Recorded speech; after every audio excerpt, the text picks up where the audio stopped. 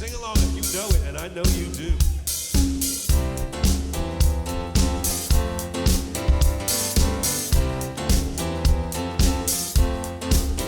I could not get the piano thing out of my head. It went around, I couldn't finish it, I didn't know where to go with it, I just couldn't pull it together, but I never dropped it because I kept wanting to play it.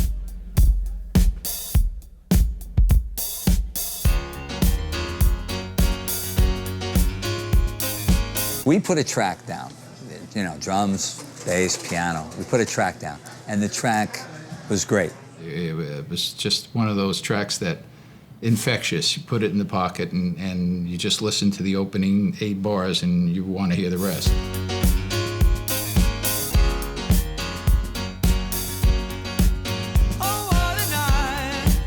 It had a nice groove, nice simple groove. Everything was great. We loved the track. But the song...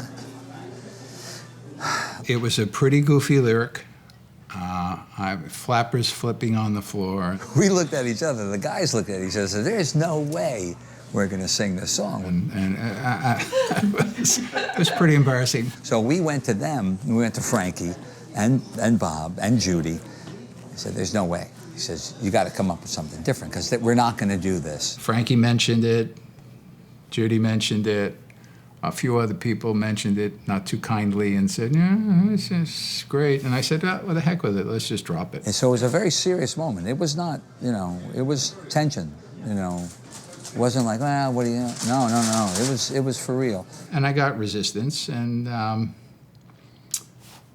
don't know, 24 hours or so, Judy came up with a new lyric and saved my ass.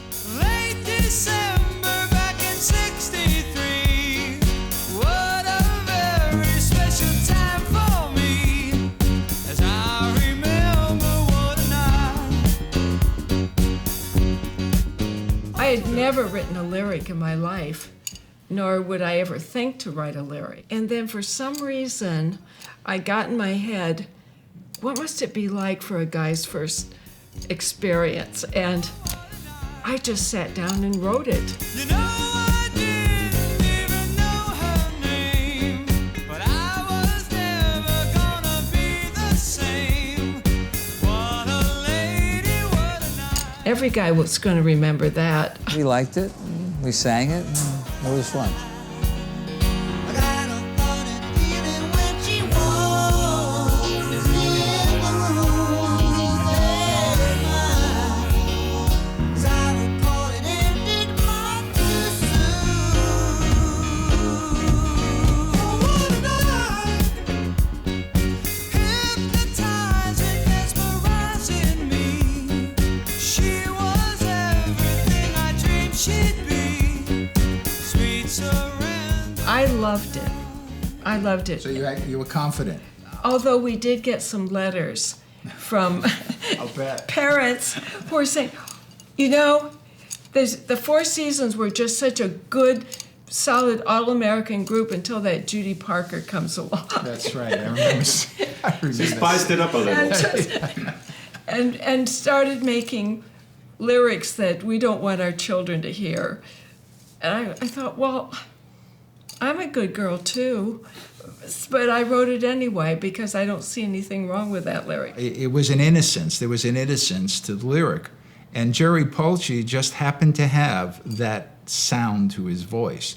And at the time, and I think he'd be the first to tell you, he wasn't an accomplished singer. He was a drummer, he's a great drummer. No one sang lead on a Four Seasons record other than Frankie. So yeah, it was a surprise. It was a surprise to everybody.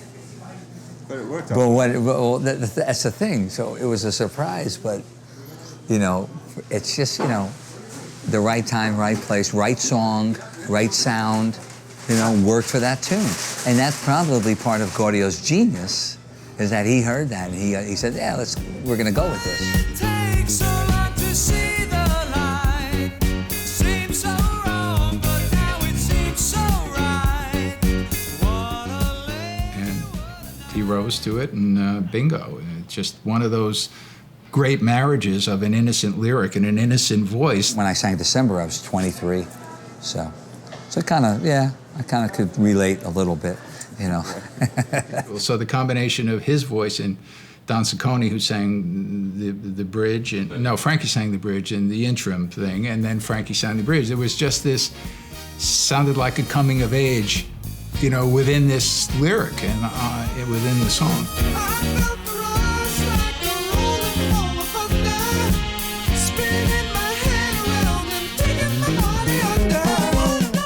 I'm only reminded of it by other people.